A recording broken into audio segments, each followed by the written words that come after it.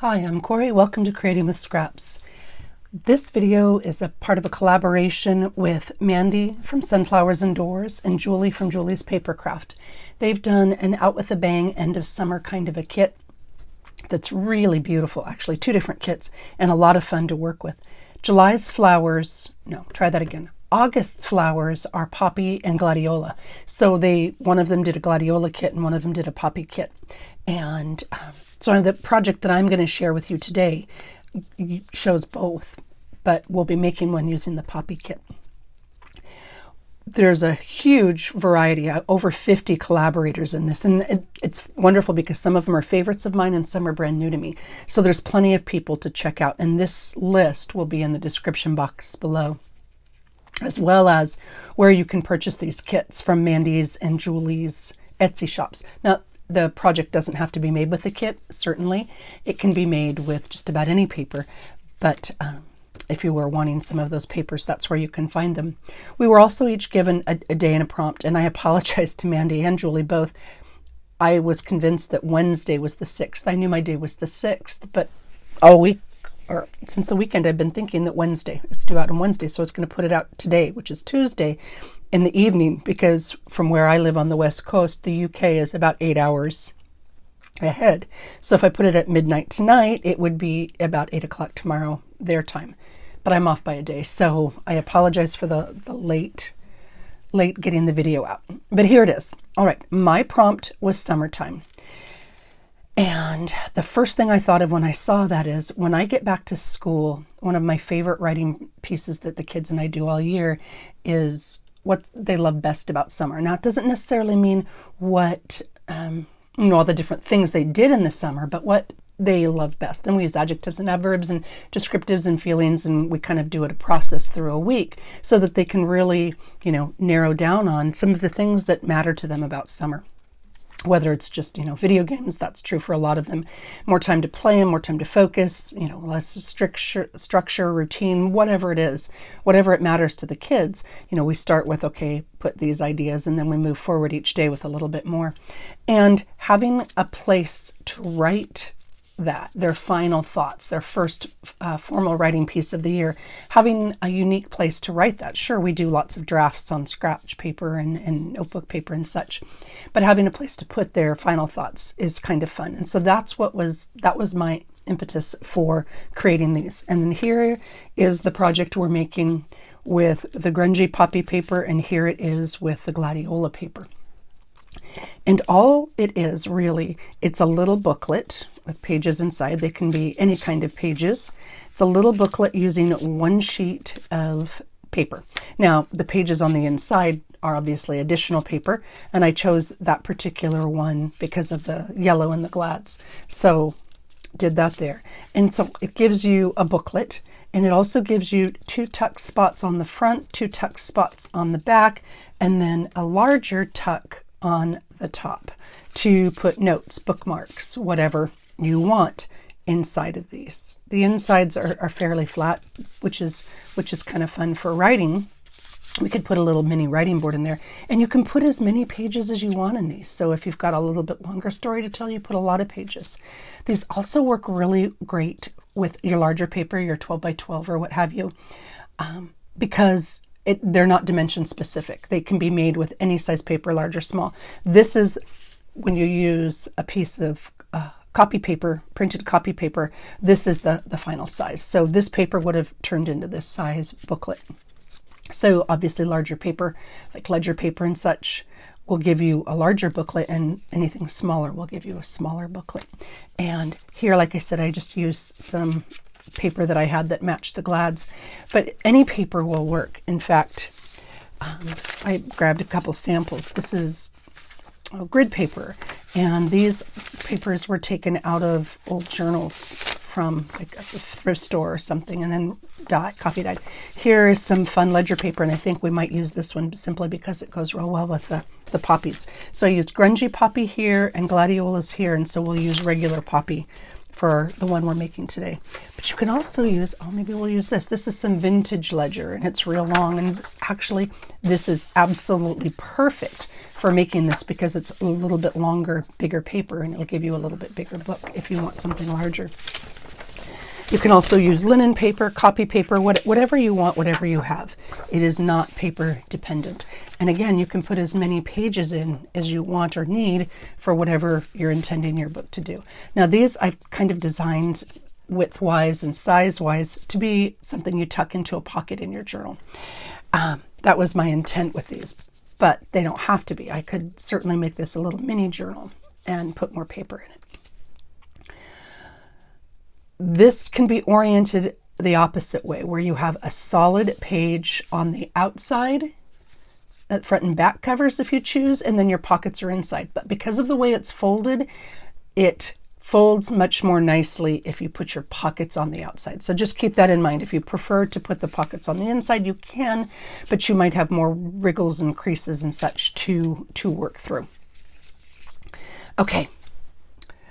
Before I forget, there's a list of all the people. Yesterday was Carrie from Witchcraft Do You Do, and she made a gorgeous mixed media piece. And Sharon from Mad Paper Crush nailed it with a masterboard and making tags. So be sure and check out their videos. And then tomorrow is Amanda with Creating with Scrapping Mommy, and then Diane from Messy Palette AU. So that's just, right around the corner, or just yesterday. So some beautiful, beautiful things that you're welcome to check, as well as all of the people. The hosts, Mandy and Julie, are at the beginning of the month, and I think they're also at the end of the month. Okay, without further ado, I printed, this can be done one-sided or two-sided. So if you've got one-sided digital paper, this little section right here would be white, or whatever the background color of your paper is. What I chose to do is use a scrap, literally a scrap of paper, and cover that white part. So if you're making this with one-sided paper, know that you can very quickly and easily use just scraps or offcuts to cover this section, so that, here I'll use vocabulary cards, so that when you tuck it in, you have an image, printed image or colored image there, rather than your white paper. So this is made with single-sided paper, and then all the rest of it is covered. So there's just those two little sections that are uncovered that you can glue scraps on. If you're doing a double-sided paper, well, then it doesn't, all of it will be already colored, because it, you've got things on both sides. So just keep that in mind. And this literally was really easy. I used 2.5-inch scraps because this was about 2.5 inches wide. I glued it down and trimmed it. It took a minute at most to cover that white section. Okay, so I've got a couple different pieces of paper here. Now this one I printed double-sided, and I printed both. My ink was running out, as you can probably tell. This is actually the same image, but I've got different colors because of changing my ink cartridges. This is printed face up and face up on both of them. And I can use this and it'll work beautifully. In fact, maybe I will. But you can also print it, maybe I'll use this one because it's got more of the poppies showing. And I printed this upside down, and I was just kind of curious to see if it really mattered. But with what you're seeing, it's such a small bit. This would be the back side of your paper. That's all that shows of the back side of your paper. So I don't know. I don't think it really matters very much. So for the sake of ease, and because it's in front of me, I'm going to use this paper. I'm laying my paper horizontally. I'm going to fold it in half. And again, you can see matching the top and the bottom. It doesn't, one, have to be perfect because you can trim it later, and two, the size doesn't really matter because of the way you fold it. All right, so we folded that, just kind of give it a crease. We're going to crease it again later with a bone folder, but for now, give it a crease. Then decide which you want on your open piece will be at the top. So you can see here my poppies are upside down. So this would have been a really cool thing if I had printed, remember I printed these opposite. So this would have worked nicely if I hadn't printed it opposite, if I just printed both of them facing in the same direction. But I'll show you that it truly, truly doesn't matter. Unless, of course, this will be the inside of our book, and if the poppies upside down bother you, then you'll want to print this way. Here, these are such different colors, but that's okay. I'll do this one I just switched papers, just so you can see the difference. They're really quick to make, so it won't take long. This is a variation on something I've done before and something lots and lots and lots of people do, because it's quick and easy and simple. So you can see here and here. No, it'll still be upside down, right? Because it's the bottom of the page that you're seeing. No, and then it goes like this. So no, it'll all be right side up. Okay, let's go back. This is the first one. I just folded them both, and I'll fold them both later too, or I'll finish them up. All right, this will be the outside. I believe this will be the outside, and this will be the inside. So I'm going to fold it in half vertically. Try that again. Fold it in half horizontally, fold it in half horizontally. And again, I'm matching up the edges. It doesn't have to be perfect, but you kind of want to make it close-ish. And then press down, give it a good press.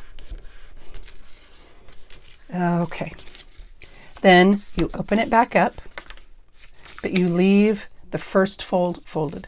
Then you take the right side and or the left side and bring it to the center where you've created your halfway crease.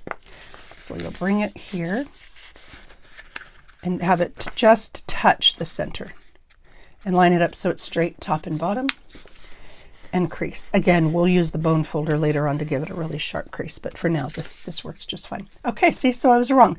If you print it the other way, because you're really using the front for most of it, your image will be right side up.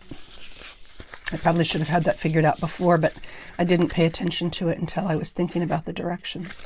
All right, so on this case, we took the left side and folded it in, and you can see a little bit of white there, but that's not going to show, and I'll show you why. And then I'm going to do the same thing, the exact same thing with the left side. I'm bringing that in, and I am having them touch, not overlap, but touch and line up. So you can see there in the center, I want them to touch each other. Okay, and then I'll crease that. And this is what my booklet looks like. Now I'm going to fold it in half so that these open flaps are on the outside. I'm going to use that center crease again as my guide, and I am going to fold it in half again. This is why I used copy paper, and this is a little bit thicker copy paper. This is a great project for your thin copy paper because you've got many layers of bulk and it gets thick quick. And here is when I'm going to use my bone folder and just make sure it's nice and tight. And I'll probably crease it again too because it just lies nicer. And this is what your little booklet looks like at this point. These are the inside pages, and aren't those pretty? They're just happy pages. And this is the outside. All right, now I am going to take either the top or the bottom, the outside upper corner, the piece that's open, and I am going to use my center line as a guide, and I am going to lay this as flat as I can. I want to make let's zoom in a little bit there. I want to make a sharp crease on this corner, and I want to lay it flat on the edge of that side. So just like that, okay? And then I'm going to flip it over and do the exact same thing. I want a sharp corner crease here because that's my guideline, and the edge of the page is my guideline. I'm folding it back. All right, and so front and back, this is what it looks like. Then I'm going to open my booklet up all the way up. And you can see here, this is where I've got them folded back, right? I'm going to flip it over, and now I'm using those creases that I made to fold. Oh, I got to zoom back out. Use those creases I made as my guide to fold those back in. So I'm going to fold these two pieces. The crease that I've already made is my guide, and out of frame there. There we go. The crease I already made is my guide, and I'm just folding it back in. Should come up to the point on this crease. And then I'm doing the same thing on the other side, taking this point, using the crease that I had already made as my guide and folding it back in. Now I'm going to be brave. I could, and you maybe should, maybe I should show you this. Now I'm going to fold it back up because the creases are already there. And when you open this up, you want these 2 points to be about the same. It's the front and the back cover, so it doesn't matter if they're not perfect, but you want them to be kind of close, okay? And then if on this one you can see I sewed the edges. Well, maybe if I get in frame you can see. I sewed the edges down. This is the point where I would sew those edges. I'm an inker, so I'm going to ink those edges. And right here, I'm going to glue these pieces down. Now I'm using Fabri-Tac, not Fabri-Tac, I lied, art glitter glue, but any of your glue. Glue stick is great for this. In fact, this glue is a wet glue, so it can warp your paper. If you're using really thin paper, I would highly encourage you to use like a glue stick. My paper is a little bit thicker copy paper, so it doesn't warp it, but I'll use glue stick anyway. So I'll use glue stick and glue that down. Remember, we have folded it back. We used the crease that we created as a guideline. We folded it back inward, and now we're gluing it down. Okay. All right. So there's my glue page. So fold it back like this, and fold, fold. And you can see here, these are my two folds. Now I'm going to ink them now simply because it's a lot easier. So I'm opening it back up just to ink. If you're not an inker, you don't need to do this step, but if you like to sew, this is where you want to sew this line right here. And you won't be able to do it once you've folded the book and put the book together. And this line right here.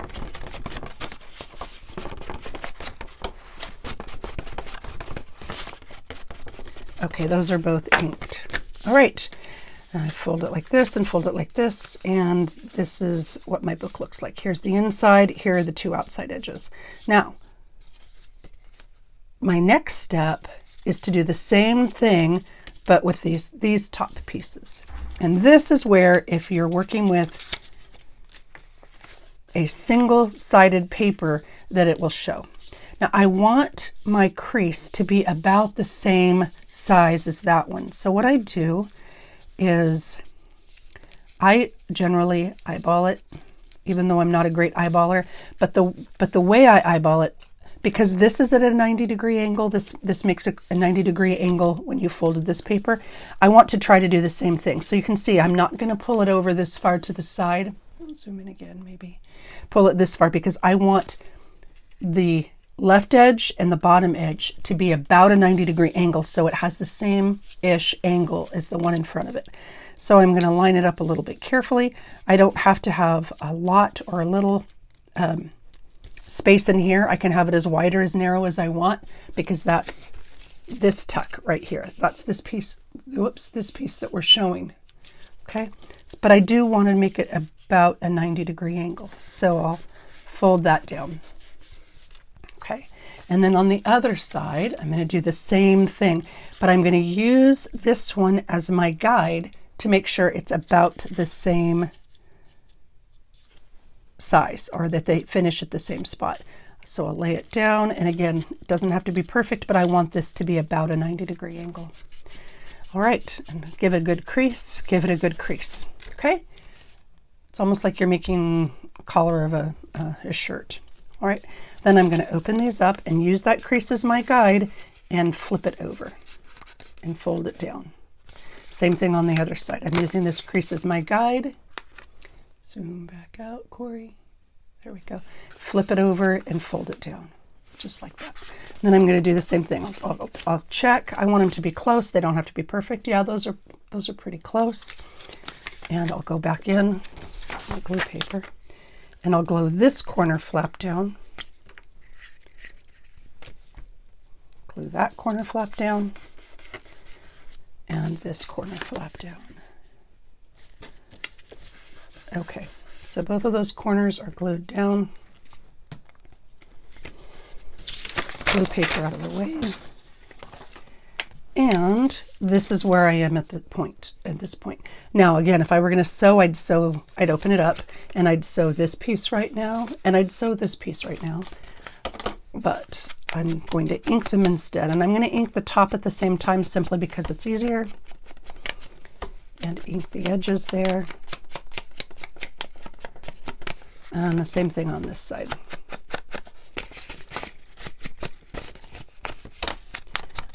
I would sew along this edge if I were sewing, but because I'm not, I'll just ink it. Okay, now those are glued down, those are inked, and this is where we are in our booklet. All right, my next step is going to be to glue this, just this little, I don't know, maybe 1-inch piece on both sides. Now, because it shows, I'm going to ink a little bit there and ink a little bit here. And then I'll just ink the back because the inside back might show just a smidge. And the inside top right here. I just ink that section now simply because it's easier once I glue them together.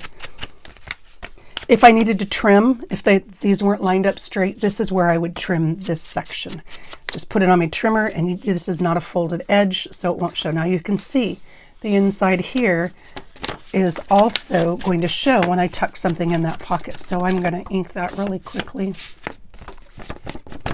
If this were white, I would definitely want to do something there simply because it really would show. And this is printed on top of the paper, so the white edge would stick out. Now, some people that doesn't bother, and so no worries. But if that's not something you like, this is the time. Okay, all inked up. And folding it back in, and it's intuitive to fold it back in the way it was because your paper's already creased and folded that way. So now I'm going to glue just the top 2 little sections, and all I'm gluing is these bit from here to here on each side. Just a little bit there, hold it, and I'm just going to clamp it in place while I glue the other one. And same section area on the other side, just that 1-inch-ish bit. And the reason I'm doing that, as I'll show you at the end, you don't have to do that, but it's easier if you do. I'll show you. It makes more sense when I show you. Now I want to do the same thing to the bottom angle. So this, two and a quarter inch piece right here. I'm going to glue that down. And I'm going to glue the very bottom of the book. There's a fold there where it folds together. I just want to glue that very bottom of that. So I'm going to put that down. Oh, didn't pull out more clamps. Oh, here we go. And mine's dry now, so I can move that over. And I'm going to do the same thing on the other side. I'm going to glue this piece down and this piece, the bottom and the edge. I'll fold those over and glue them.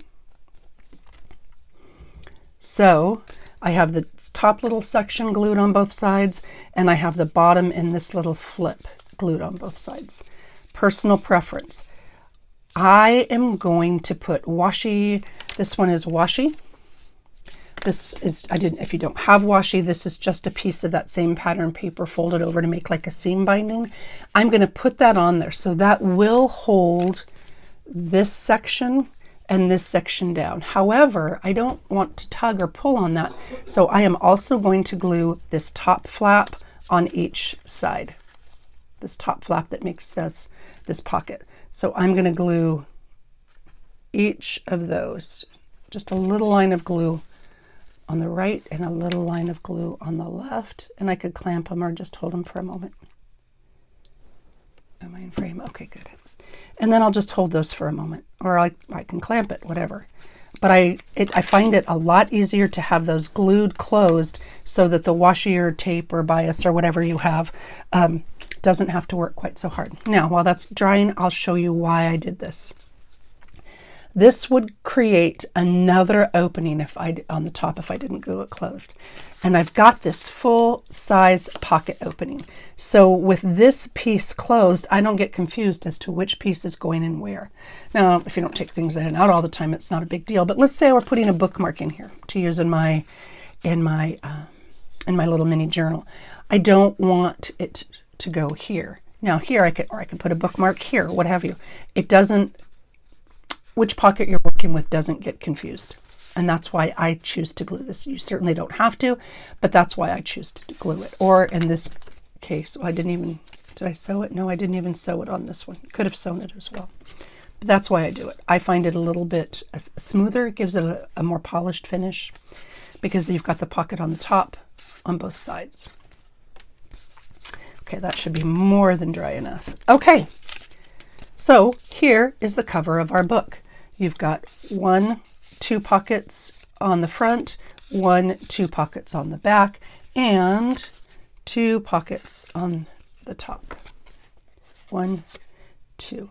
Now, you could take a divot if you chose to on the inside so that you know it's a pocket. I like it, this particular fold, I like it solid. So whichever your preference is, you could certainly take a divot in there. Now I'm going to ink it simply because I'm thinking about it. I'll finish inking up my edges on the inside and the outside, front and back. If you were going to sew, now is the time you would sew right along here. So that would give you a sewn edge, a sewn edge, and a sewn edge. Okay, am I in frame there? There we go. Because you'd already sewn these two. So if you're going to sew along this bottom, now is the time you do that. You don't want to sew along the top because then you lose your pocket. So keep that in mind. All right, now, finish inking, Corey. Ink these edges, just because it's easier to do it when there's not the paper in it. And you can certainly do it at any point, but I'm thinking about it now, so I'm going to do it now. All right, my little booklet is ready to go. Now I'm going to put my pages in my booklet. Here, I used a 3-hole pamphlet stitch to hold my paper in. See, just a regular standard 3-hole pamphlet stitch. Here, I used the sewing machine. I like the sewing machine because it's thin, it's less bulky, and it's super quick. So I'm going to do the sewing machine here. But please know, if you're not a sewer or you don't want to use the sewing machine, you can use a pamphlet stitch. Because of the size, I used a 3-hole, even though a 5-hole is generally my preference. All right, I can get my pages. This is the inside of my book. This is the outside of my book. What did I say I was going to use? I was going to use one of the ledger. Let's do this one. Okay, so I decide how many pages I want. Each page that you're putting in, it gives you 4 pages to write on. 1, 2, 3, 4. Okay, so just decide. So if I do 3 pages, it's still very thin, but it gives me 12 pieces to write on. So I generally 3, 4, 5, 6. It just honestly depends on how much I want to write in this book. And because of the way the lines orient on this ledger, the ledger works great for this. So however many I grabbed, I don't even know how many I grabbed. Now I want to cut it to fit.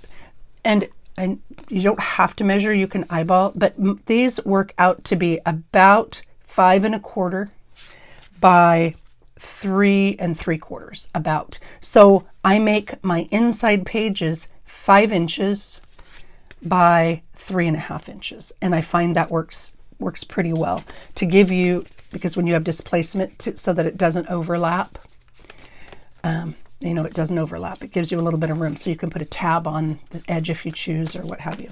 So let's see. I said 5 by 3 1/2. Now, I don't want the name and address on mine, so I'm going to be selective about where I trim, but just depending on the kind of paper you use. So I'm going to trim this down to 5 by 3 1/2.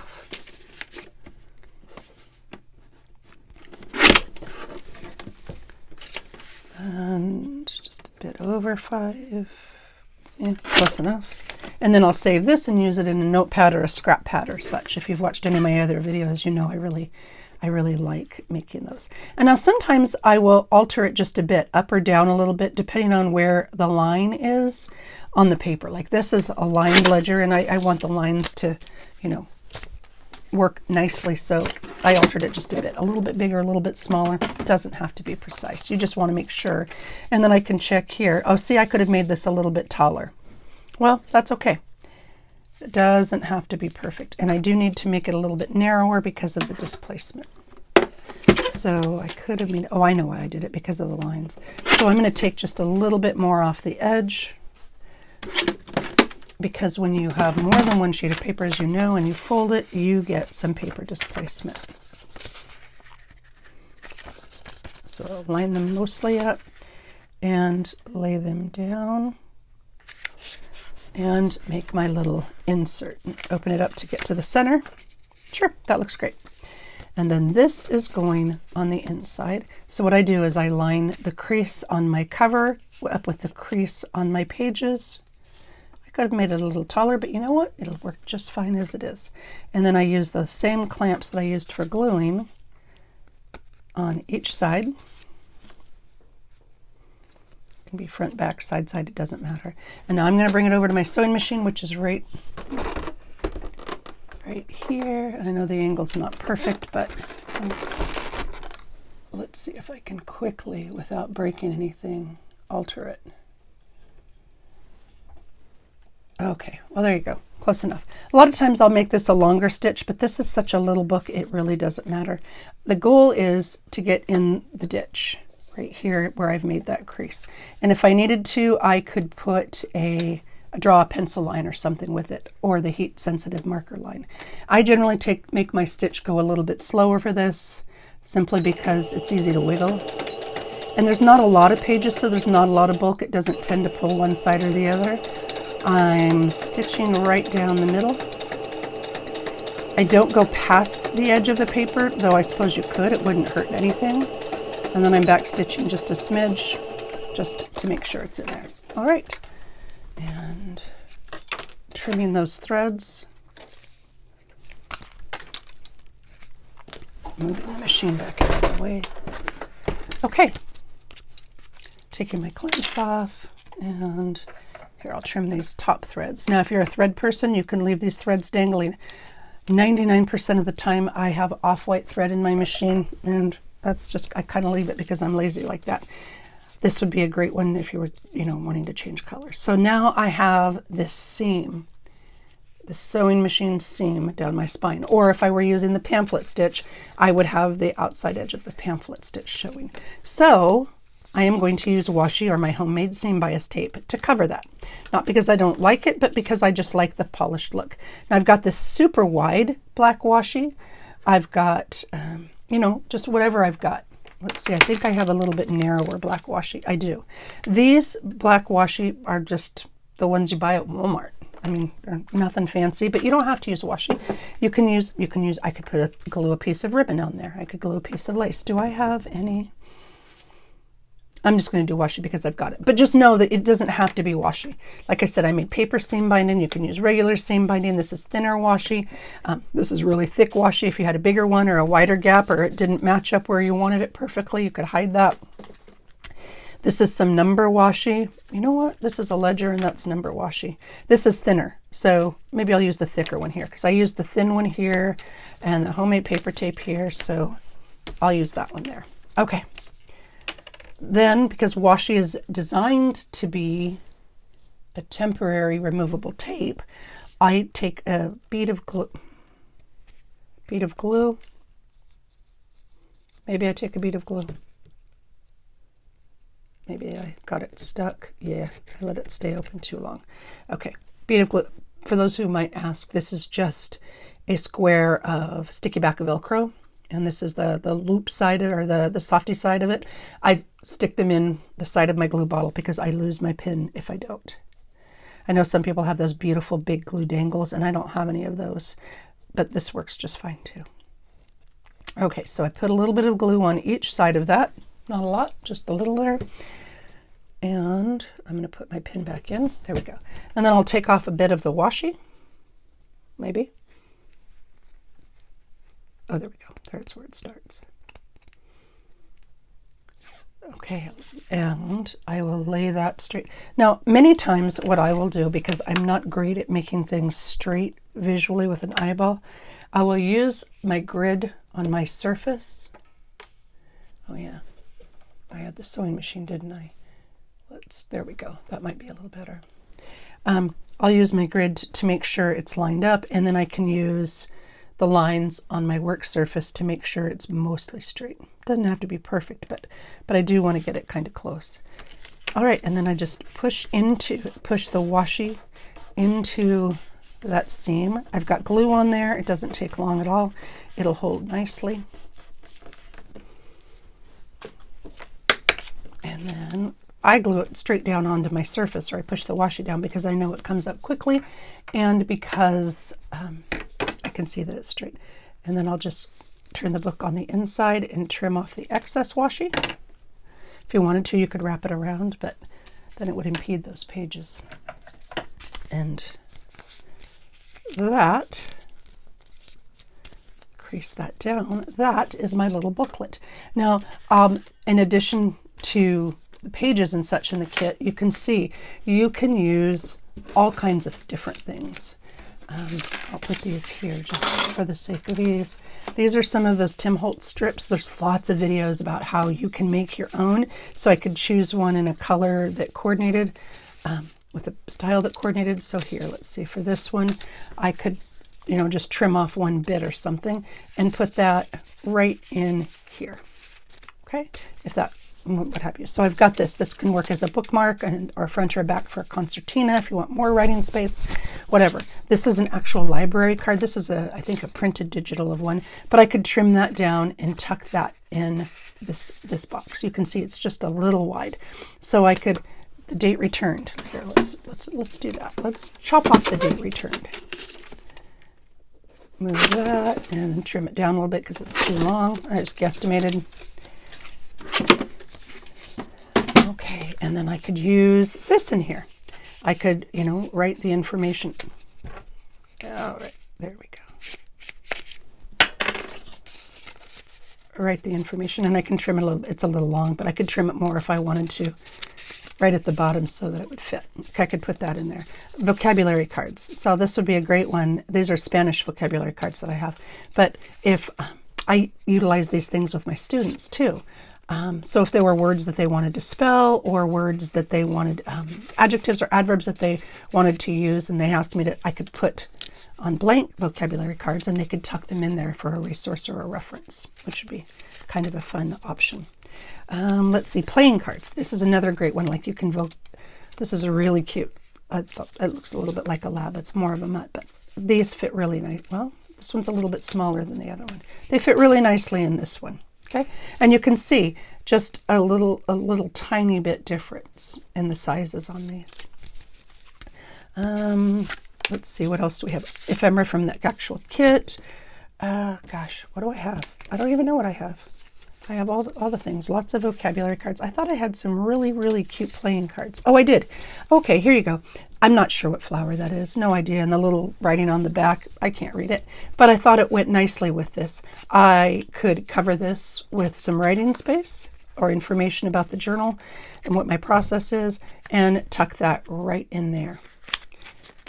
It's a tight tuck, but here's a little bit narrower one with birds on it. The birds are real pretty. And again, I could put a journaling spot on the back and tuck that in the front. Cigarette cards, tea cards, what have you, those look really nice tucked into there as well. So just to give you some other options, this is a bridge card. Whoops, I just dropped it. Well, there was a bridge card and it has tallies on it. I'd trim that down. Here's a pocket trivia card. I could just tuck that in there. So maybe you want one of these just as a little notepad in your purse or something. So pocket trivia. And this, I thought they were so cute. This is these are some cards from an Old Maid game. And I thought she was freaking adorable. So you could easily tuck her in there, you know. So what you put in it, you could put receipts or anything you want, really. Anything that fits. You can fold things in half. It doesn't have to be that size. Tags are great for things to put inside these little pockets. If you were taking this on, let's say you have a day trip or something and you don't want to forget, or you have a receipt or a parking ticket or a label tag from something you purchased, those would go in there really well. And these are some of the ephemera from Mandy's kit, and all I did was I printed it two-sided and backed it with a digital that she offered. And these are printed 2 to a page. So when you go to your printer settings, if you have a printer, and it says number of pages, you can put 2 to, or yeah, number of pages. I think that's what it says. You can put 2, 3, 4, 5, 10, so it makes the varied size. This is 2 to a page, and they fit in here really nicely. So remember this one's narrower because of the way I glued it. But I could put the tall one at the top, right, if I wanted to. So the taller one there, and maybe this particular taller one right here, and then maybe some of the shorter ones. There's a couple of the different shorter ones.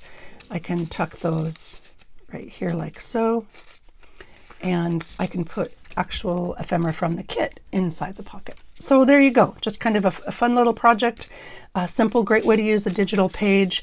And to me, it evokes the memories of summertime because of the stories summertime can tell. All right, please check out the other contributors. I know you'll learn something new. There's some fabulous people there. And take care. Thank you for watching, and happy creating.